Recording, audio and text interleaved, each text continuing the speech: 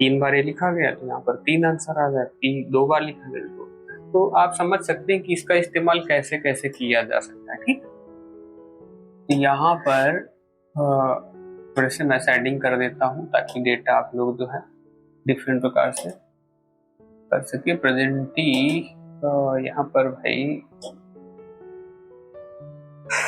Digital board से नहीं हो पा रहा तो मैं माउस का इस्तेमाल करते हुए मैं यहाँ पर थोड़ा से ऑप्शनटी के लिए कुछ इस तरीके से फॉन्ट कर दिया है। इसका जो है यहाँ से सेटिंग कर देता हूँ, रेड कर देता हूँ, लेकिन रेड में रेड समझ में नहीं आ रहा।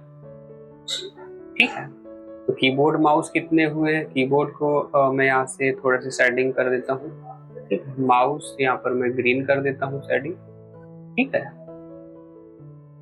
तो यहाँ पर हमने जो काउंट और काउंट इफ, यानी कि अभी हमने कौन सा सीखा है, सबसे पहले हमने सीखा था काउंट जिसमें वैल्यू को काउंट करता था, और दूसरा काउंट ए जो कि वैल्यू और टेक्स्ट दोनों सेल को उन सेल्स को काउंट करता है जिसमें वैल्यू और टेक्स्ट होते थे। तीसरा था काउंट ब्लैंक जो कि खाली सेल को काउंट करता है। और चौथा जो हमने बताया है काउंट इफ, ये क्या करता है, सिंगल कंडीशन को फॉलो करते हुए, यानी कि अगर माउस देंगे तो माउस को बताएगा, कीबोर्ड देंगे कीबोर्ड बताएगा, यानी कि एक ही कंडीशन को आपको फॉलो करेगा और उसी के हिसाब से आपको काउंट करके दे देगा कि वो कितनी बार यूज किया गया है। ठीक, तो इसमें चाहे आप प्रेजेंट एब्सेंटी पर यूज कर सकते हैं या फिर आप जो है किसी आइटम को या फिर किसी की एंट्री कितनी बार की गई है तो वो उसको काउंट करने के लिए बड़ी आसानी से आप कर सकते हैं। ठीक, यहाँ पर सिलेक्शन करके मैं यहाँ पर थोड़ी सी सेटिंग चेंज कर देता हूँ। ठीक,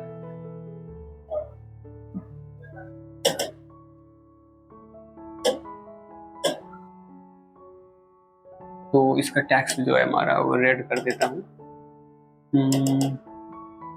भाई इससे नहीं होगा, इससे हमें यूज करना पड़ेगा, माउस का इस्तेमाल करना पड़ेगा सिलेक्शन करने के बाद। तो आशा करता हूँ कि यहाँ पर आप लोगों को कौन कौन से फंक्शन, ये फंक्शन आप लोगों को, अगर मैं डिजिटल बोर्ड की बात करता हूँ तो अभी हमने कौन कौन से क्लियर किए हैं, count, count if, count blank, और इसके बाद में हमने इसको भी कंप्लीट कर लिया है काउंट इफ को, यानी कि ये भी हो गया क्लियर। और अब मैं बात करता हूँ किसकी, काउंट इफ्स की। ठीक है, काउंट इफ्स, अब मैं काउंट इफ्स को पहले यूज करूंगा, तो इसके लिए अब हम आ जाते हैं अपनी सीट पर और फिर इसमें इस्तेमाल करते हैं। ठीक है, अब देखो यहाँ पर आइटम लिखा हुआ है और यहाँ पर मैं एक कॉलम और इंसर्ट करा रहा हूँ। ठीक है, एक कॉलम इंसर्ट कराने के लिए हम लोग क्या करेंगे, देखो होम टैब में इस सेल्स ग्रुप में एक इंसर्ट फंक्शन होता है, यहाँ पर इंसर्ट सीट कॉलम हमने कर दिया। ठीक, अब इसके बाद में ये जो यहाँ पर मैं लिख लेता हूँ कि यहाँ पर मैं कंपनी कर लेता हूँ, COMPANY। कंपनी में यहाँ पर कर देता हूँ, यहाँ पर जैसे HP का है और ये भी HP कर देता हूँ, यहाँ पर डेल कर देता हूँ और यहाँ पर कर देता हूँ डेल और यहाँ पर कर देता हूँ HP। तो अच्छा ये देखो कि HP का कीबोर्ड कितनी बार बेचा गया है, 2 बार, डेल का कीबोर्ड 1 बार। तो जब कंडीशन हो जाए 1 से अधिक, कंडीशन अब कितनी हो रही, जैसे अब हमें काउंट करना है कि कीबोर्ड कितनी बार बिका हुआ है और वो कीबोर्ड जो कि HP का है, या फिर हमारी कंडीशन ये भी हो सकती है कि उस कीबोर्ड को आप बताइए जो कि डेल का है वो कितनी बार एंट्री की गई, उसकी कितनी बार बेचा गया, कितनी बार खरीदा गया है। तो इसको निकालने के लिए हम लोग काउंट इफ्स का इस्तेमाल करते हैं। ठीक है, जैसे कि हमें क्या निकालना है, तो चलिए मैं इसको मैक्सिमाइज कर लेता हूँ और इस पर जो है थोड़ा से जूम में कम करता हूँ। चलिए देखते हैं, तो हमें क्या निकालना है, हमें आइटम निकालना है, आइटम काउंट करना है।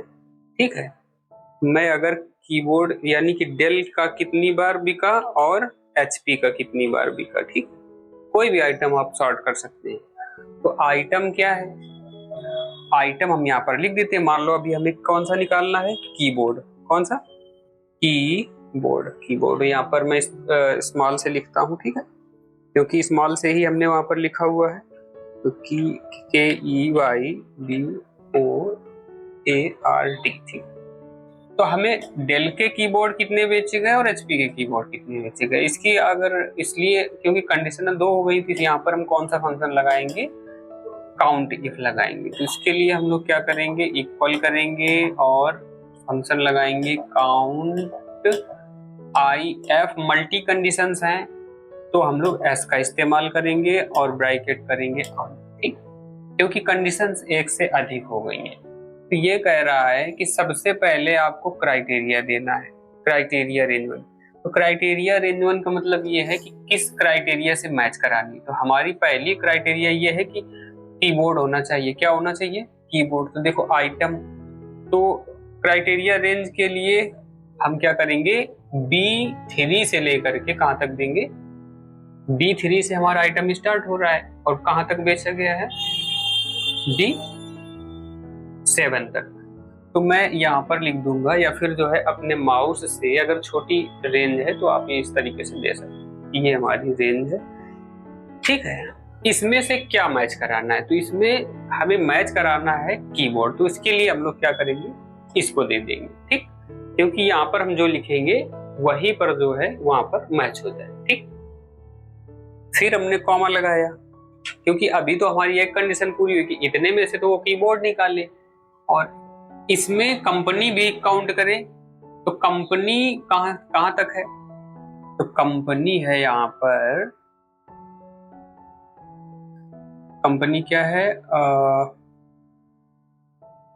इसकी रेंज यहाँ से C3 से लेकर के C7 तक दे देंगे, C3 कॉलन C7, ठीक है।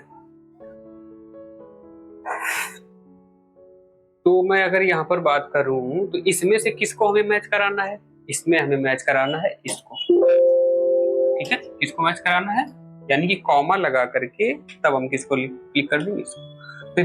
तो क्या होगा कि आइटम का जो कीबोर्ड है डेल का वो कितना है यहाँ पर काउंट हो जाएगा, ठीक है।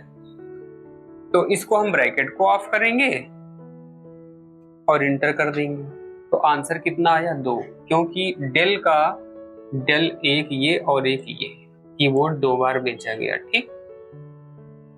और अगर हम HP की बात करते हैं तो HP का भी 2 बार बेचा गया है। तो चलिए यहाँ पर इसको कैसे करेंगे, तो इसमें जो हमने फार्मूला यूज किया है, ठीक है, इसको क्या करेंगे, सेलेक्ट कर लेंगे, कंट्रोल C से कॉपी करेंगे, इंटर कर देंगे और यहाँ पर क्या करेंगे, कंट्रोल V से पेस्ट कर देंगे। अब डबल क्लिक करके देखो जहां पर हमने क्या लिखा था,